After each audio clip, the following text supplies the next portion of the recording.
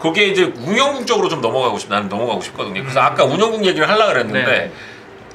기본적으로 운영궁은 한국 근대사에서 빼놓을 수 없는 곳이에요. 원래는 흥선군의 가택이죠. 그런데 흥선군의 차남이 왕위에 오르면서 대원군의 지위를 받게 되죠. 그러면서 운영궁이 되었고 대원군은 본격적으로 정치에 참여하기 시작하죠. 다만 공식적인 관직을 하거나 섭정으로 지위를 가진 적은 없습니다. 흥선 대원군은 내정개혁으로 여러 가지 폐단을 바로잡는데요. 대표적으로 선정문란이라고 하죠. 첫 번째는 토지세에서 일어나는 부조리인 전정, 두 번째는 군포납보에서 발생하는 부조리인 군정, 세 번째는 환곡제도에서 발생하는 부조리인 환정을 말하죠. 그리고 지방에서 공권력 위에 군림하기도 하고 자체적인 고리대금업이나 제사비용 징수 등으로 부조리를 일으켰던 서원들을 철폐하기도 하고요.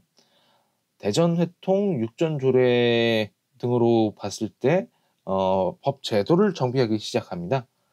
그 외에는 천주교 박해가 일어나고 이것 때문에 두 차례 양요와 마찬가지로 이 양요 때문에 쇄국 정책을 펼치기도 하죠. 한 가지 빼먹었다고 하면 경복궁 중건도 이 당시에 일어납니다. 일단 대원군이 그러한 정치적 문제에 대한 정무를 보던 곳이 이곳 운영궁입니다. 그 당시에 왕의 잠저가 된 대원군의 가택, 그래서 궁의 자격을 얻게 된 운영궁. 이곳이 사실 북촌 기준에서 보았을 때도 풍수는 물론 지리적으로 그냥 굉장히 좋은 입지였다고 해요. 그리고 고종이 즉위를 하면서 그 규모도 좀 더 커지고, 그러니까 외견상 우리가 생각하는 그런 정도의 궁궐은 아니라고 하더라도 일반적인 사택보다는 좀 더 격이 높은 형태였죠. 운영궁은 크게 노안당, 노락당, 이로당으로 구분되는데 노안당의 경우에는 대원군이 주로 정무를 보던 그런 공간이었죠. 손님 응대도 하던 공간이고, 그러니까 노안당은 일종의 집무실 개념이라고 보면 될 것 같아요. 그리고 그 뒤로 가면 노안당이라고 있는데 여기는 운영궁의 안채 역할을 해요. 규모도 일반 사택치고는 좀 큰 편이고 실제로 명성황후가 삼간택 당한 뒤에 왕비 수업을 여기서 받고 고종 황제와의 가례식을 여기서 열었다고도 하더라고요.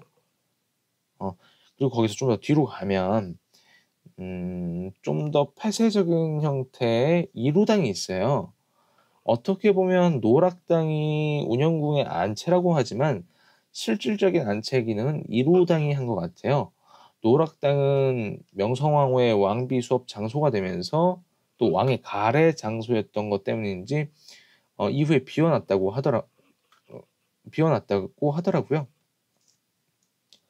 그 이전까지는 노락당이 안채 기능을 했던 것이 맞고 아마 가례식 때문에 별도의 안채를 지었다고 해요.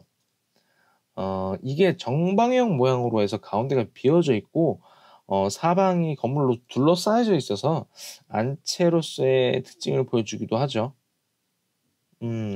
그리고 지금은 운영궁 권역은 아닌데 운영궁이 지금보다는 넓었어요. 이를테면 흥선군 시절 고종 황제의 잠저와 같은 경우는 지금 권역에서 떨어져 나갔고 그게 지금은 주차장으로 되어 있는데 그쪽 방면에 잠저 건물들이 있었던 것 같아요.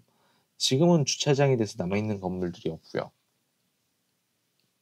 또 영로당이라고 해서 1880년대에 지어진 고종 황제 친형이 거주한 건물이 있는데 이거 같은 경우에는 이제 후대에 광산김씨 일가에 준 것 같더라고요. 그래서 거기는 김승현 가옥이라고도 되어 있는데 옛날에는 고종 황제 친형이 흥친왕의 봉작을 받아서 흥친왕좌라고도 했었던 모양이에요. 지금 주한 일본 대사관 공보문화원이 있던 자리도 사실 운영궁 권역 중에 하나였죠. 그렇게 보면 운영궁은 굉장히 넓은 거예요. 그럼 우리 그 운영 잠저 얘기 좀 한 다음에 좀 집터 얘기랑 우리 종묘 얘기 좀 했으면 좋겠어요. 특히 난 종묘가 되게 궁금하거든요. 작년에 우리가 거기서 대열을 서가지고 우리 그 대열이 상당히 인기를 받은 장소이기도 해요. 그 종묘가. 잠저 얘기 좀만 더 하고 그러면 우리 넘어가도록 하겠습니다. 잠저에서 그러면은 대군들이 있을 때 네네. 대리청정이나 이런 거 할 때도 그러면은 그 정전이나 이런 곳에서 기거하지 않고 그러면은 거기 잠저에 그럼 기거를 했었나요? 아니요, 그게 아니라 그러니까 정통성 있게 왕의 후사를 잇는 게 이제 정해진 사람들, 책봉을 받은 왕세자들은 다 동궁저라 그래서 궁 안에서 다 같이 기거를 하고요. 이제 지금 말하는 대군의 잠저라는 의미는 이제 본래는 왕이 될 수 없었던 사람인데 왕이 된 사람들도 있죠. 그런 왕자들이 이제 사저라고 해서 바깥에 나가서 이제 바깥에 집에서 사는데 거기에 있다가 왕이 된 사람들. 뭐 예를 들자면은 뭐 반정으로 인해서 왕이 된 중종이라든지 뭐 또 뭐 이렇게 입적을 통해서 이제 대가 끊겨서 입적을 통해서 그 계통을 이어가지고서 왕이 된 뭐 고종이라든지 이런 분들이 본래 살던 사저를 왕이 된 다음엔 잠저라고 부르는 거죠. 그러니까 이렇게 생각하시면 돼요. 예를 들어서 대통령 생가를 이렇게 뭐 기념해서 약간 좀 저기 하듯이 아예 그런 개념 자체를 이제 원래 이 사람은 몇째 왕자라서 왕이 될 수가 없어. 이게 왕세자는 이미 있던가 이 왕세자가 왕이 됐는데 이제 예를 들어서 연산군 같이 왕을 밀어내고 동생이 이제 대군이었던 사람이 왕이 됐을 때 그 사람이 살던 집이 잠저가 되는 거예요. 그래서 잠저라는 게 그러니까 왕의 생가라는 개념이에요. 그분 왕 대행을 할 사람이 필요한 살았던 데가 잠저다. 대행이 아니고 왕이 살던 거죠. 그러니까 왕세자가 없어졌으니까 네네. 왕세자 대행을 해가지고 왕이 될 사람이 살던 데가 잠저다. 아니요. 뭔가 개념이 다르네. 아니에요. 그냥 넘어갈까 그랬어. 길었을 것 같아. 제가 보기엔 시청자들은 이해했을 거예요. 아니 끊으려고 한 거야 내가.